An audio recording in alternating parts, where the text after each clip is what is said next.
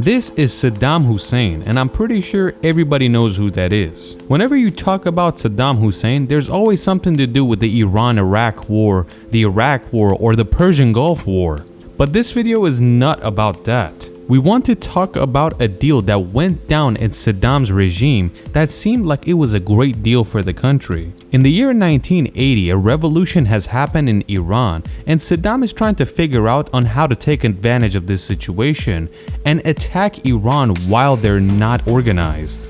At this time, Iraq has another problem as well, a shortage of vehicles, especially government vehicles and taxis. Even though Saddam didn't really have a good relationship with the United States, he loved American cars. And that's why he exclusively wanted to import American cars.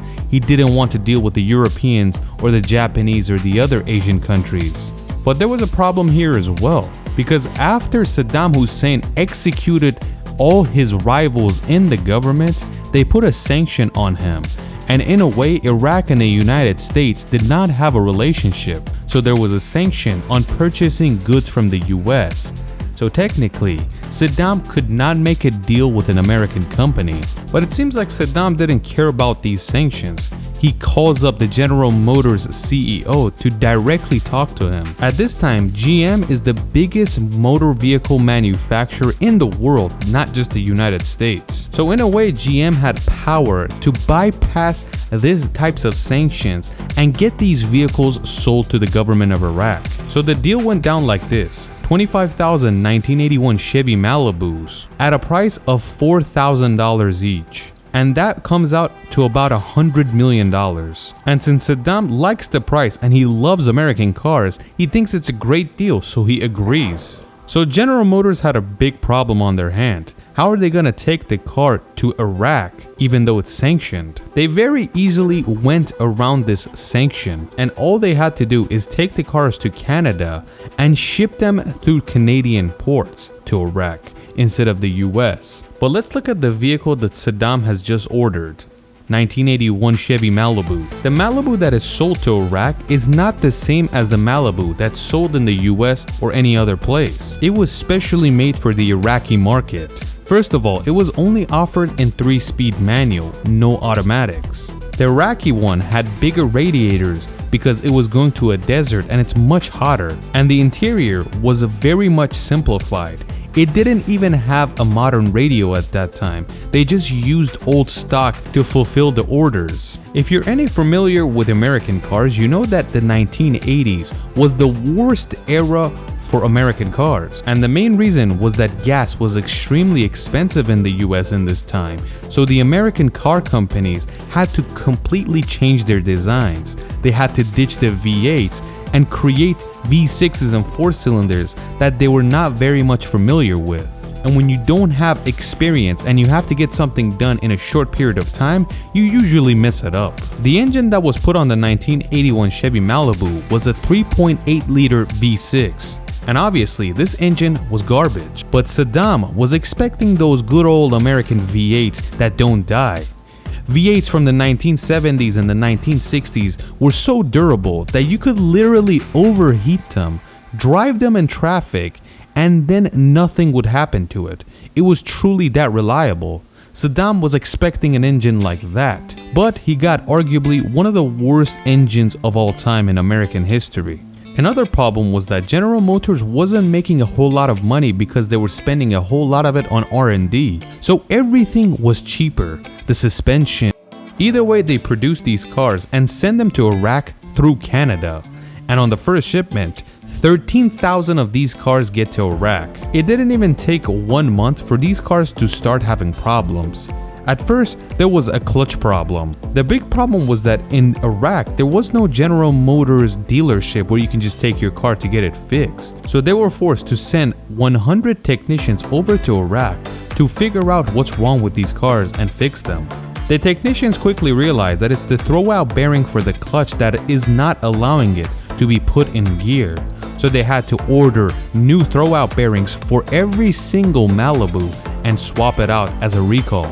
But these problems were just the beginning. Even though the Malibu that was made for Iraq had much bigger radiators, but still in the Iraqi heat, it would not last.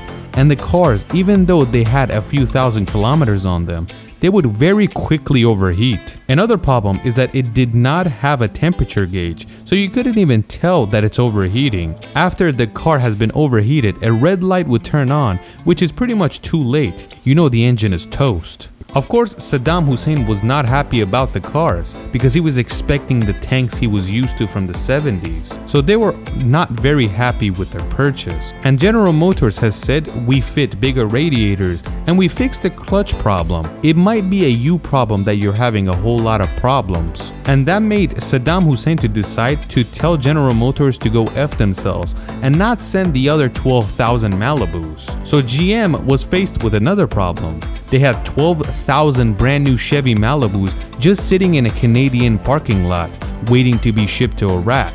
But Iraq is not going to pay for them. Saddam didn't even have the money because during this time he had begun the war with Iran and all the funds was going towards the war.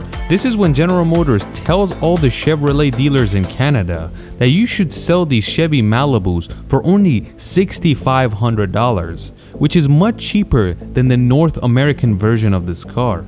To their surprise, these cars sold like hotcakes because they were much cheaper and they were simple, so they didn't last very long. And they sold it for $2,500 more than what they were going to sell it to Saddam. In Canada, people had it much easier.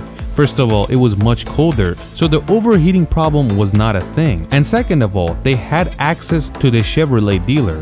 If it broke down, they would just take it to the dealer and they were forced to fix it because it was still under warranty. You might be familiar with the lemon law buyback.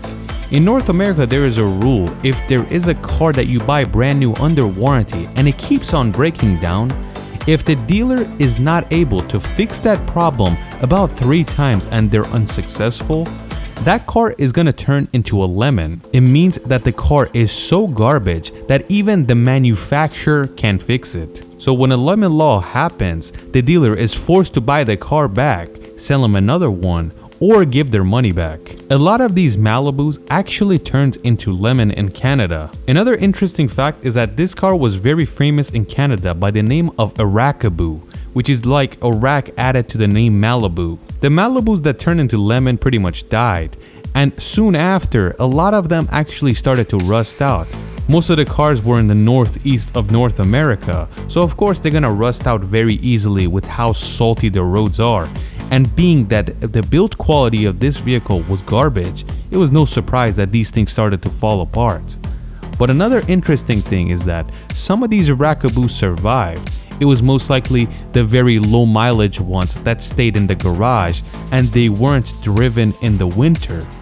Those aren't that valuable or collectible, but they bring good money, like $5,000 to $10,000 depending on the condition of the vehicle. It's not like a 57 Chevy where they bring $100,000, but it brings something noticeable.